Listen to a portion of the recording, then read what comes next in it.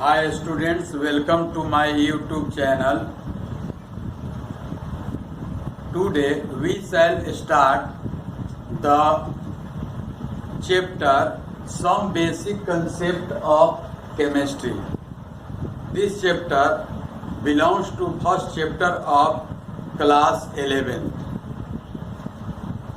Some Basic Concepts of Chemistry इस chapter में सबसे इम्पोर्टेंट जो टॉपिक है वो पहला टॉपिक हम लोग जनरली स्टडी करते हैं मोल का। इससे पहले क्लासिफिकेशन ऑफ मैटर के बारे में भी है और हिस्टोरिकल पॉइंट ऑफ यह केमिस्ट्री है। केमिस्ट्री को डिफाइन हम लोग कर सकते हैं the branch of science in which the study of physical chemical constituent composition of any substance is known as chemistry. The chemistry word is originated from chemia, which means that color of soil. इसका meaning हुआ कि किसी भी science का जो branch है जिसमें हम किसी सबस्टांस के physical chemical constituent composition ETC property का स्टडी हम लोग करते हैं तो उसका नाम देते हैं केमिस्ट्री। केमिस्ट्री शब्द chemistry word is originated from कीमिया।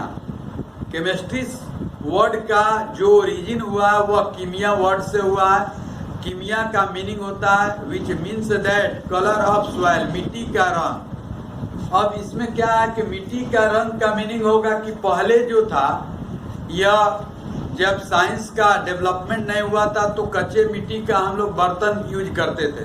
कच्चे मिट्टी के बर्तन को जब पकाया गया अग्नि के आविष्कार होने के बाद उसमें पानी डाला गया तो पानी के द्वारा क्या हुआ कि उस कच्चे मिट्टी में कोई परिवर्तन नहीं हुआ तो वहां से स्टार्ट होता है केमिकल एक्टिविटी। इसका मीनिंग हुआ कि उस मिट्टी में इस प्रकार का ऐसा प्रॉपर्टी डेवलप हो गया जो कि वाटर के प्रति रिएक्टिव नेचर शो नहीं कर रहा, जबकि वह कच्चा मिट्टी का बर्तन वाटर के प्रति क्या था, रिएक्टिविटी नेचर शो कर रहा था या उसके प्रॉपर्टी में वेरिएशन आ रहा था। लेकिन जैसे ही इसको पका दिया गया तो इस पकने के बाद इस मिट्टी के बर्तन में कोई चेंजिंग नहीं हुआ। तो इस आधार पर वहां से हम लोग स्टार्ट करते हैं कि यह केमिस्ट्री है। तो केमिस्ट्री का मीनिंग हुआ the branch of science in which the physical in which the study of physical chemical constituent composition is known as chemistry. अब केमिस्ट्री के कई पार्ट होते हैं, physical chemistry, organic chemistry, inorganic chemistry. Physical chemistry जो है वह physical property को relate करता है, स्टडी करते हैं उसमें। ऑर्गेनिक केमिस्ट्री में ऑर्गेनिक कंपाउंड के प्रॉपर्टी का स्टडी करेंगे। इनऑर्गेनिक केमिस्ट्री में इनऑर्गेनिक कंपाउंड के प्रॉपर्टी का स्टडी करते हैं। तो मैटर का क्लासिफिकेशन इसी के आधार पर किया गया है कि मैटर को दो पार्ट्स में बांट दिया गया, एक है फिजिकल क्लासिफिकेशन और दूसरा chemical. Physical classification based upon physical change, chemical classification based upon chemical change.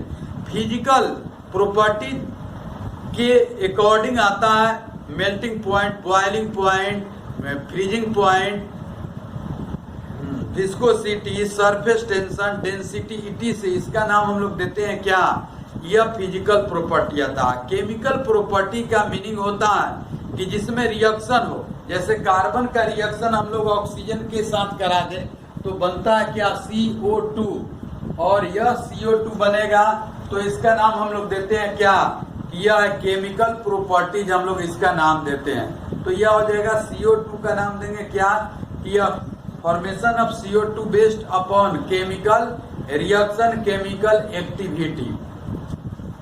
अब यहाँ से हम लोग ध्यान देंगे कि मोल के बारे में जो हम लोग स्टडी करते हैं तो मोल क्या है, कहता है कि it is the unit of amount of substance.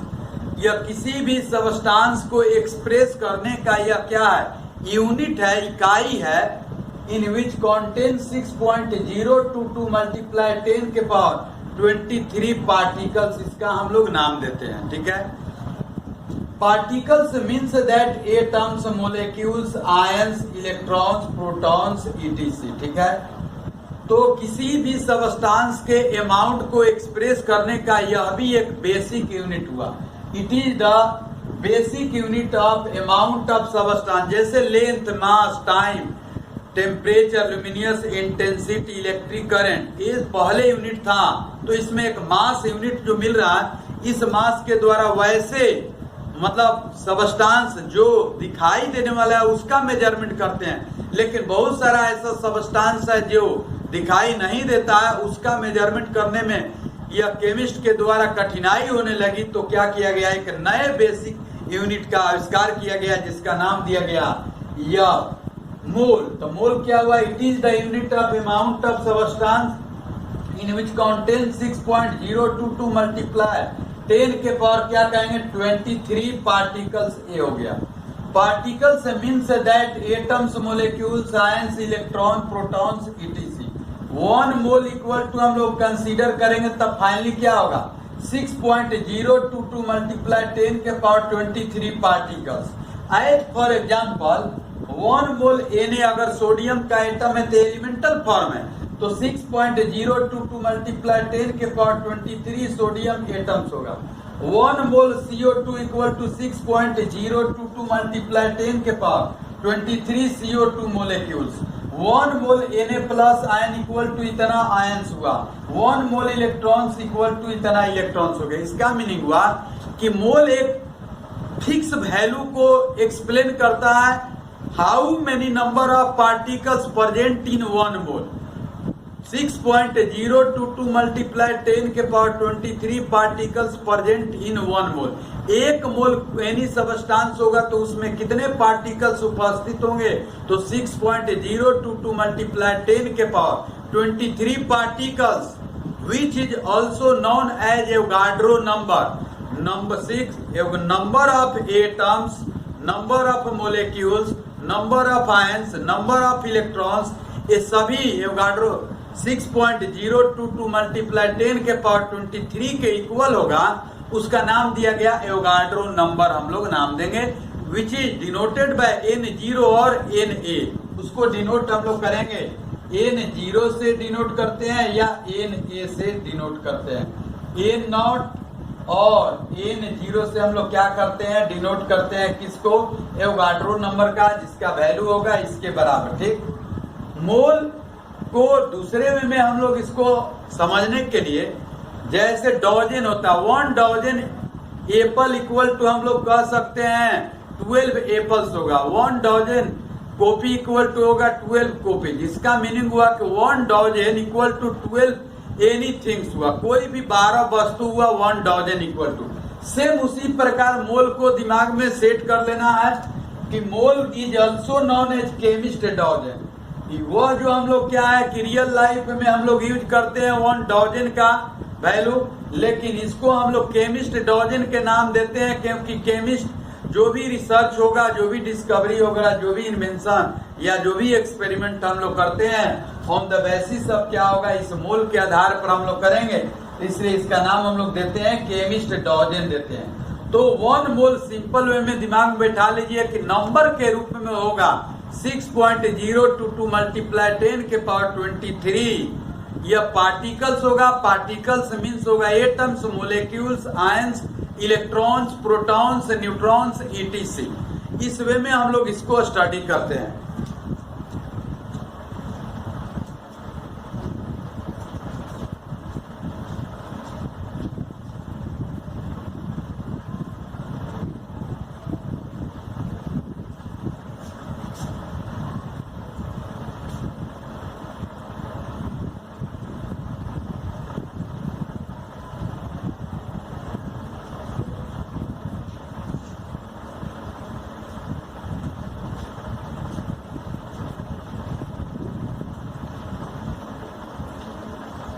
तो नंबर के रूप में 1 मोल इक्वल टू नाम देंगे कि 1 मोल इक्वल टू 6.022 मल्टीप्लाई 10 के पावर 23 पार्टिकल्स।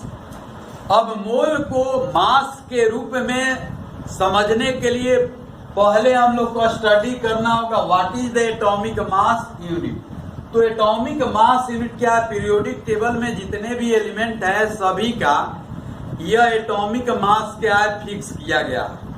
तो उसको हम लोग कैसे समझते हैं एटॉमिक मास यूनिट को, सभी एलिमेंट का वैल्यू क्या है फिक्स है, और उस पीरियोडिक टेबल में आप देखेंगे कि उसका एटॉमिक मास का वैल्यू जो है फ्रैक्शन में होता है।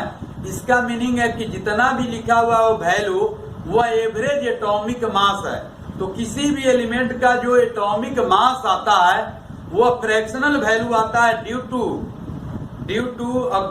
To different forms of isotopic. क्या होगा कि जितना भी एलिमेंट्स है उसका जो फॉर्म होगा वो अलग अलग आइसोटॉपिक फॉर्म में एग्जिस्ट करता है। इसके कारण उसका एटॉमिक मास का जो एवरेज वैल्यू निकालते हैं वह क्या आता है फ्रैक्शनल वैल्यू हमें प्राप्त होती है। अब क्या है कि एटॉमिक मास का वह एवरेज एटॉमिक मास हुआ, यह एटॉमिक मास यूनिट है। तो इसको हम लोग कैसे डिफाइन करेंगे, जैसे मान लीजिए सपोज कीजिए कि one it is the number, यह क्या है संख्या है, which explain that the quantity of mass equal to 1/12 part of mass of one atom of C12 is called atomic mass unit। कह रहा है कि it is the number which explain that quantity of mass equal to 1/12 part of mass of one atom of C12 is called atomic mass unit। इसका meaning हुआ कि atom का जो size होता है वेरी स्मॉल होता है, which can not be seen by human naked eye. उसको हम लोग नग्न आंखों से देख नहीं सकते हैं। सपोज कीजिए कि 1/12 part of mass of one atom of C12 is called atomic mass unit. ये कार्बन है, कार्बन का 3 आइसोटॉपिक फॉर्म है C12, C13 और यह हो गया C614।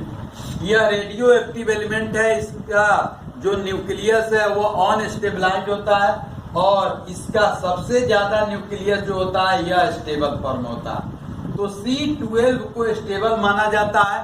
इसके आधार पर एटॉमिक मास यूनिट को डिफाइन किया जाता है कि C12 का नेचर में जो एग्जिस्टेंस है वह सॉलिड स्टेट है और इसका न्यूक्लियस भी क्या होता है कि वह स्टेबल होता है। इसलिए C12 के आधार पर क्या है किसी भी एलिमेंट के एटॉमिक मास को हम लोग क्या करेंगे डिफाइन करते हैं।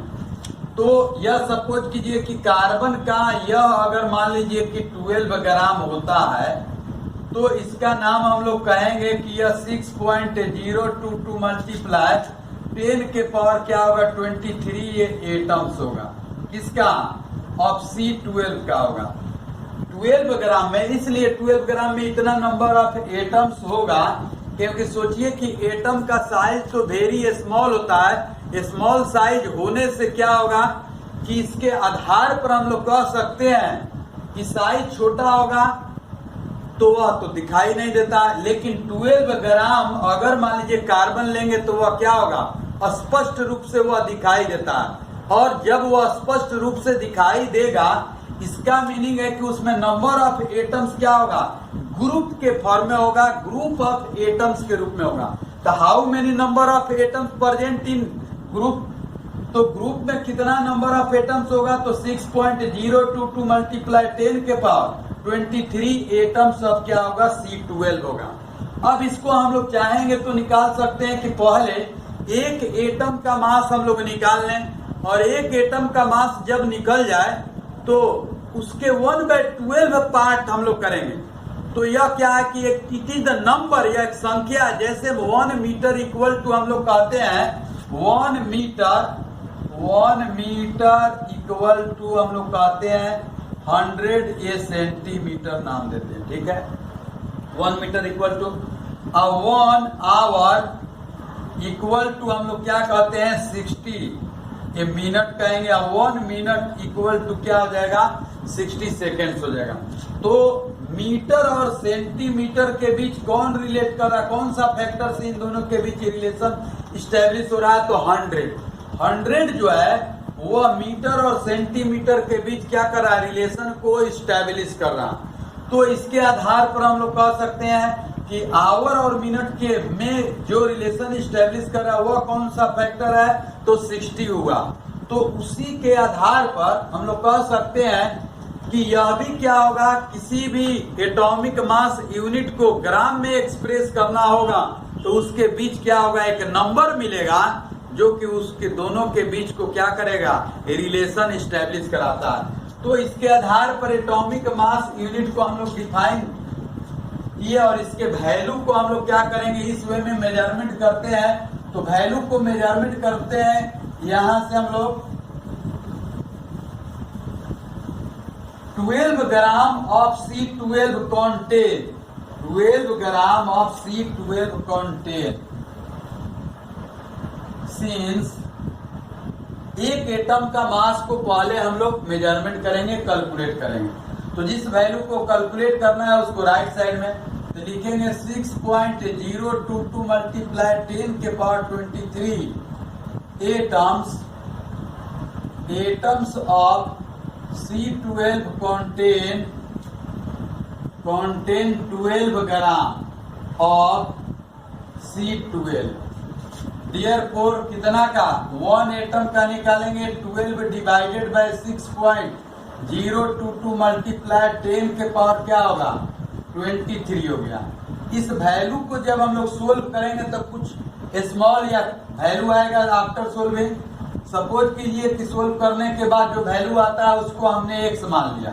अब कहता है एटॉमिक मास यूनिट समझिए 1 AMU, इसको कहेंगे।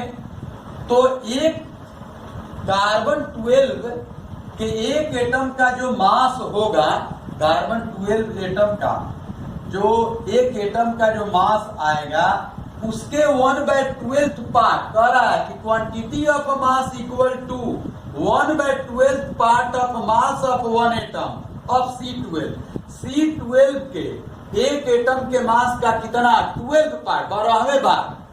तो यहाँ पर हम लोग लिखेंगे 1 AMU इक्वल टू लिख सकते हैं x, इसको माने x मल्टीप्लाई 1/12 कर दिए, 12 पार्ट हो गया। अब x के जगह पर क्या है, 12 डिवाइडेड बाय 6.022 मल्टीप्लाई 10 के पावर क्या होगा 23 और मल्टीप्लाई 1 बाय क्या होगा 12 से यह 12 क्या होगा, यह कैंसिल हो जाएगा, मिलेगा 1/6.022 मल्टीप्लाई 10 के पावर क्या होगा 23। ठीक, अब यहां से सोल्व करेंगे तो यहां से 1 AMU इक्वल टू 1.606 मल्टीप्लाई 10 के power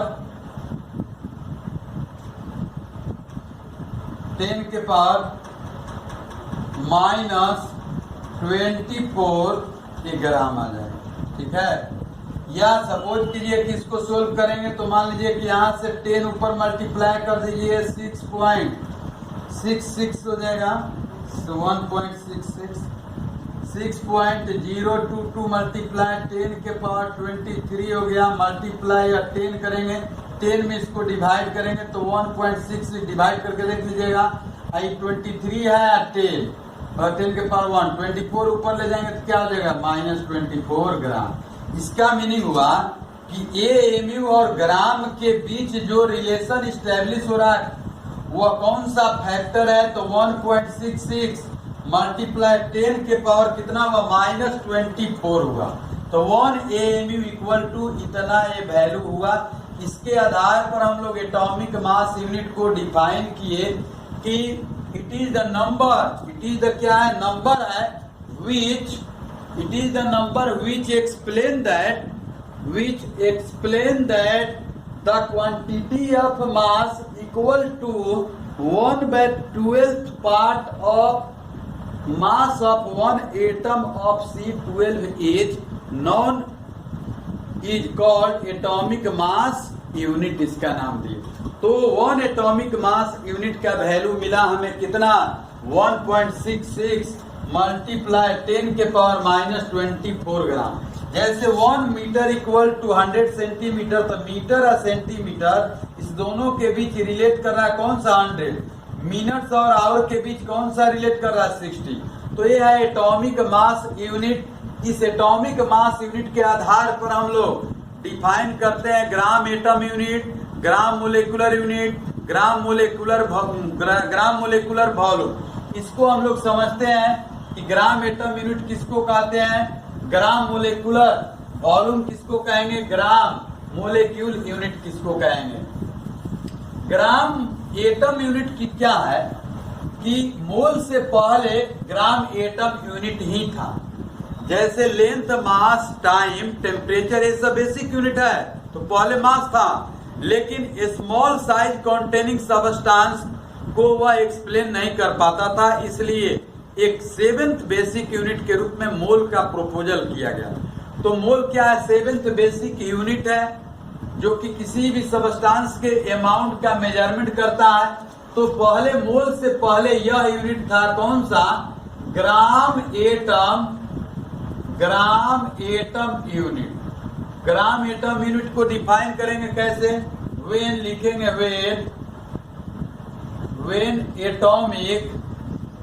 when atomic mass of an element is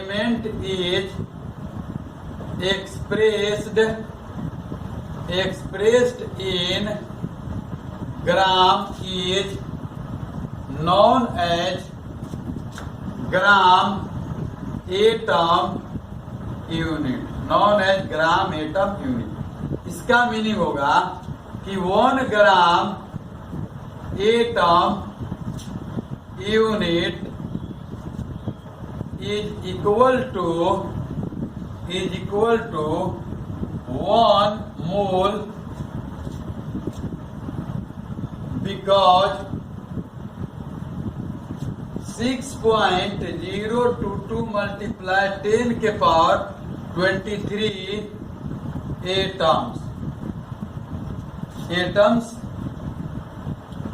because 6.022 multiply 10 के power 23 atoms present in that amount और यूनिट। मोल अमाउंट हो गया और यूनिट कौन सा हुआ, ग्राम एटम यूनिट। तो ये 1 gram atom unit equal to हम लोग कंसीडर कर सकते हैं 1 मोल होगा, ठीक है। अब इसको यहाँ समझते हैं, ध्यान दीजिएगा। सोडियम है, तो सोडियम का एक एटम का जो एटॉमिक मास है वह 23 AMU है। एटॉमिक मास यूनिट को हम लोग, यह एटॉमिक मास यूनिट को U के द्वारा भी हम लोग क्या करते हैं, रिप्रेजेंट करते हैं। तो 23 AMU हुआ, एक एटम का मास हुआ। इसको एक्सप्रेस कर रहे हैं 23 ग्राम, तो यह हो जाएगा किसके इक्वल, 1 ग्राम एटम यूनिट होगा।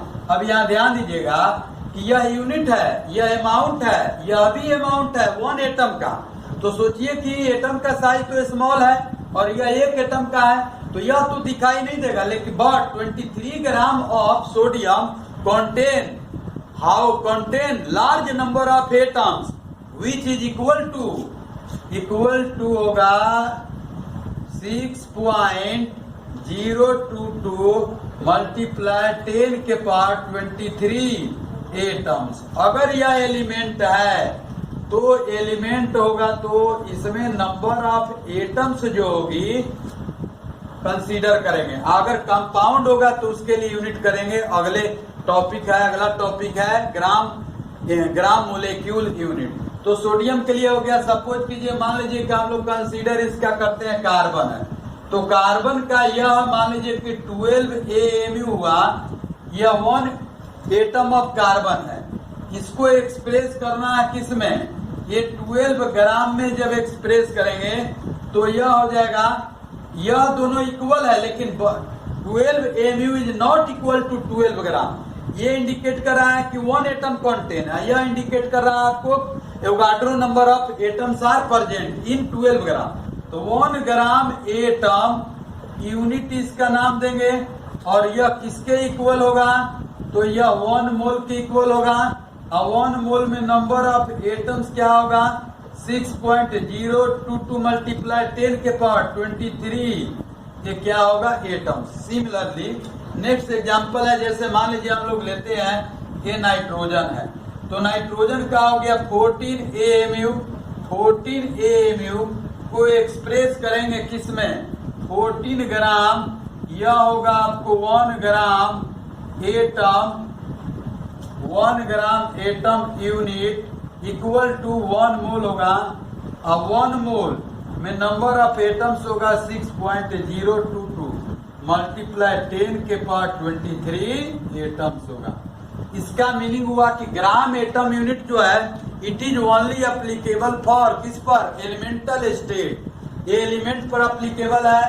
अब ग्राम मोलेक्यूल यूनिट जो है वह कंपाउंड के लिए अप्लीकेबल है, और कंपाउंड जो बना है एलिमेंट से ही बना है, मोलेक्यूल जो बना है ग्रुप ऑफ एटम्स से बना है। तो ग्राम मोलेक्यूल यूनिट को हम लोग कैसे डिफाइन करते हैं, तो यह है gram molecule unit. Gram molecule, gram molecule unit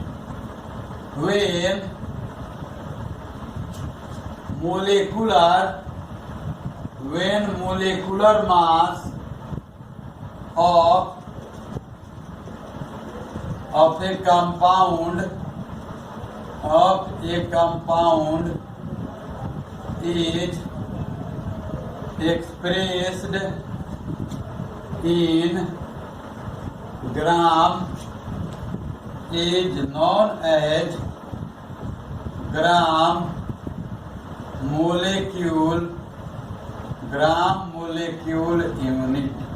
gram molecule unit तो वह एलिमेंटल स्टेट पर अप्लीकेबल है, और यह क्या है, कंबाइंड स्टेट पर अप्लीकेबल है। तो यहां से हम लोग निकालते हैं, लिख सकते हैं। अब यहां से हम लोग 1 ग्राम मोलेक्यूल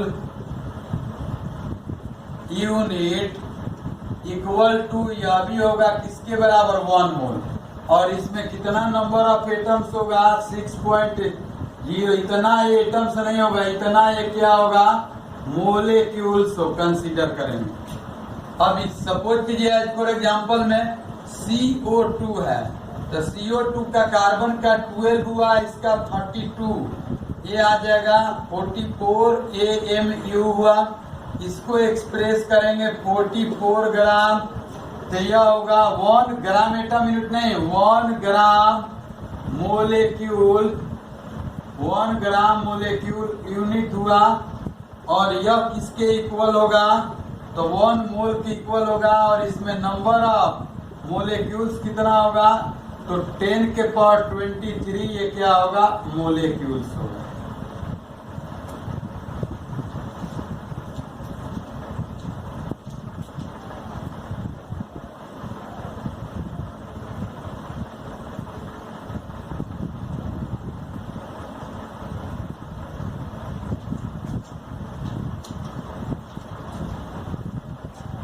इतना मोलेक्यूल्स हो गया। अगर नंबर ऑफ ग्राम एटम्स इसमें कंसीडर करना चाहे तो इसका कॉन्स्टिट्यूएंट नंबर ऑफ एटम्स देखेंगे कितना है, how many number of constituent atoms.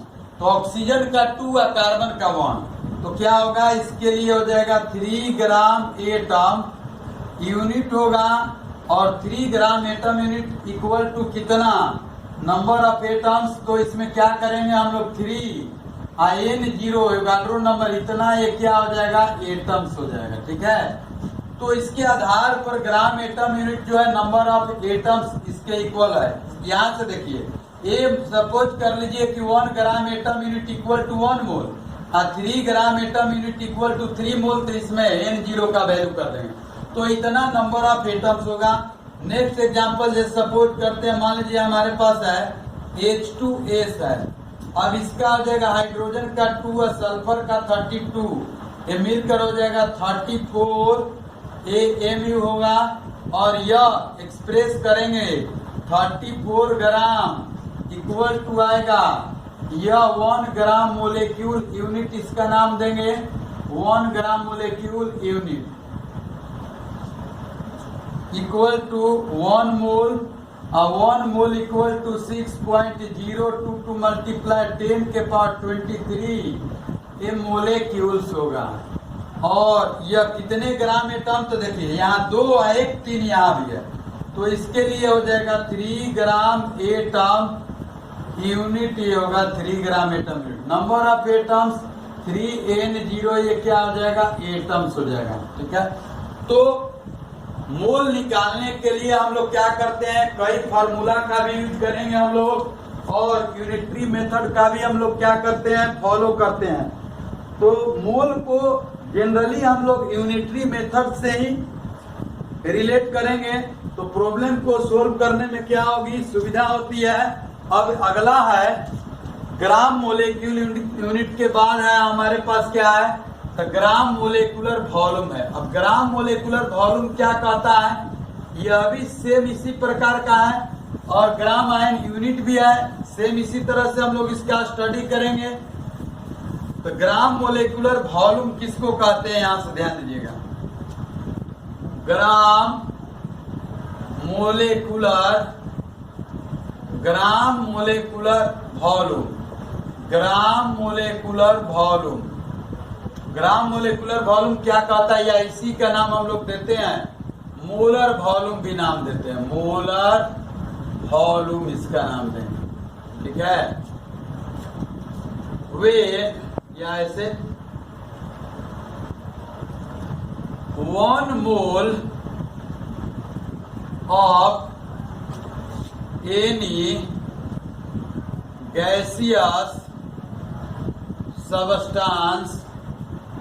gaseous substance liberated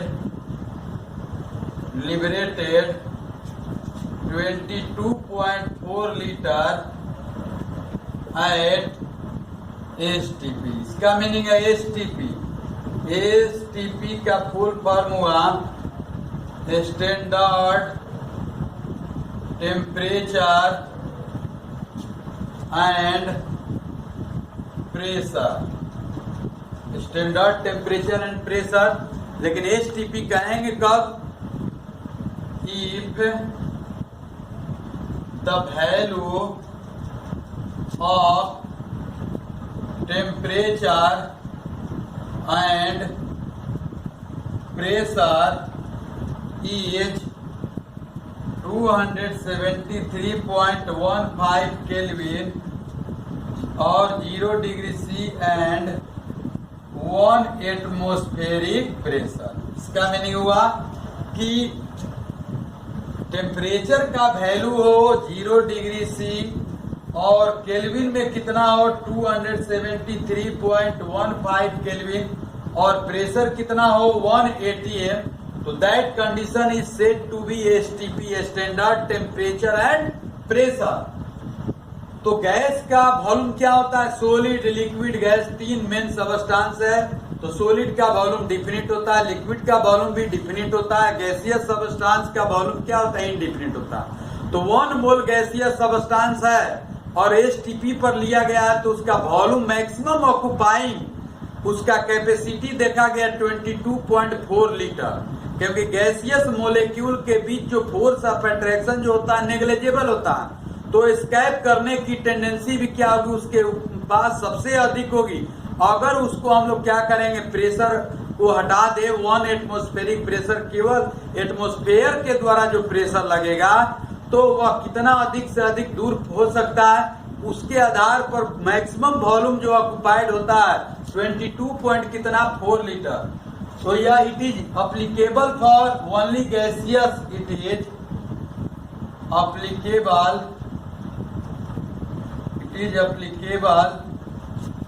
for only gaseous substance, केवल लागू होगा गैसियस सबस्टांस पर। सपोज कीजिए, मान लीजिए हमारे पास है NH3, ये क्या है, gas.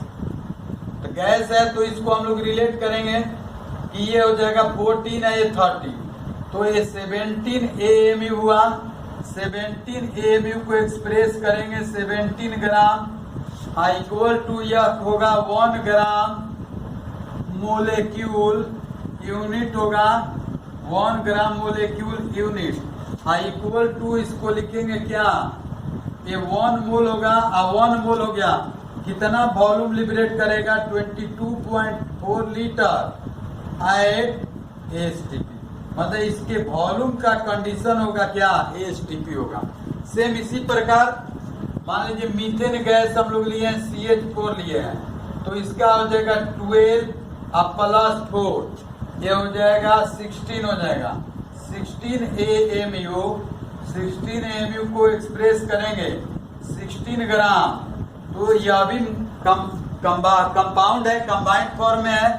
1 gram molecule, 1 gram molecule equal to unit, equal to, यह एक यूनिट है, एक अमाउंट है। 1 मोल होगा, 1 मोल में कितना वॉल्यूम लिबरेट होगा? 22.4 लीटर कप एट एसटीपी। तो इस पर ये वॉल्यूम थे, इसका नाम हम लोग देते हैं मोलर वॉल्यूम नाम देते हैं। एक या ग्राम मोलेकुलर वॉल्यूम एक only applicable for gaseous substance पर एप्लीकेबल होता है। इसके आधार पर हम लोग क्या कर सकते हैं कि न्यूमेरिकल प्रॉब्लम को 3 कंसेप्ट हुआ। ग्राम आयन भी सेम इसी तरह से है कि आयनिक वेट को हम लोग एक्सप्रेस करेंगे जब ग्राम में, when ionic weight is expressed in gram is known as gram ion unit. अब मोल के प्रॉब्लम को सोल्व करने के लिए, न्यूमेरिकल प्रॉब्लम को सोल्व करने के लिए हमारे पास 2 मेथड्स है। फर्स्ट मेथड होगा फार्मूला मेथड, और सेकंड होगा यूनिटरी मेथड। जो सिंपल प्रॉब्लम होता है उसको फार्मूला मेथड से बनाने में सुविधा होती है, लेकिन अगर हार्ड प्रॉब्लम होगा उसको फार्मूला से बनाने में दिक्कत होती है। इसलिए उस तरह के प्रॉब्लम को सोल्व करने के लिए हम लोग यूनिटरी मेथड को सोल्व करते हैं। तो फार्मूला के आधार पर क्या क्या फार्मूला हम लोग को मिल सकता है, जैसे यहाँ पर ध्यान देंगे हम लोग को फार्मूला क्या मिलता है। एक फार्मूला मिलेगा वेट के टर्म में, एक फार्मूला मिलेगा वॉल्यूम के टर्म में, और एक फार्मूला मिलता है नंबर ऑफ एटम्स के टर्म में मिलता है। सपोज पहला जो फार्मूला निकालते हैं हम लोग, number of moles equal to लिखेंगे given amount divided by atomic weight और molecular weight. Atomic mass consider कीजिए और मोलेकुलर मास, ठीक है। मास वेट में केमिस्ट्री में थोड़ा सा भी डिफरेंस हम लोग कंसीडर नहीं करते हैं, क्योंकि एटम का साइज छोटा होता है, तो मास वेट सेम चल सकता है, लेकिन but mass is differ from weight. Number of moles, अब सेकेंड जो फॉर्मूला होगा, number of moles equal to लिखेंगे given number of particles divided by 6.022 multiply 10 के पावर 23 पार्टिकल्स। इन नंबर के आधार पर है, इतना नंबर का नाम देते हैं 1 मोल। तो 10, 20, 50 जितना भी नंबर ऑफ पार्टिकल्स गिवन है उसमें निकालना होगा, तो उसमें इससे डिवाइड कर देंगे तो निकल जाएगा। तीसरा फॉर्मूला आता है वॉल्यूम वाला से, number of moles equal to given volume at STP divided by 22.4 litre at STP होगा ये फार्मूला। दूसरे में भी और भी हम लोग फार्मूला यूज कर सकते हैं, जैसे number of moles equal to number of gram atom unit. ये कब लागू होगा? ये तब लागू होगा जब वह एलिमेंट होगा। किसके ऊपर एप्लीकेबल है? एलिमेंट के ऊपर, एलिमेंटल स्टेट पर, elemental state. Number of number of moles equal to number of gram molecule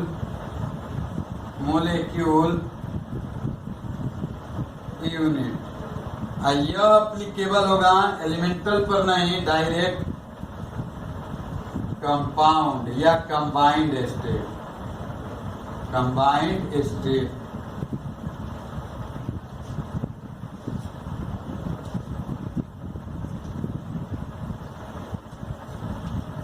Tomorrow onwards we shall start the next topic, how to calculate, how to solve the numerical problems related to mole concept. Please subscribe, like, share and comment with friends. Thanks.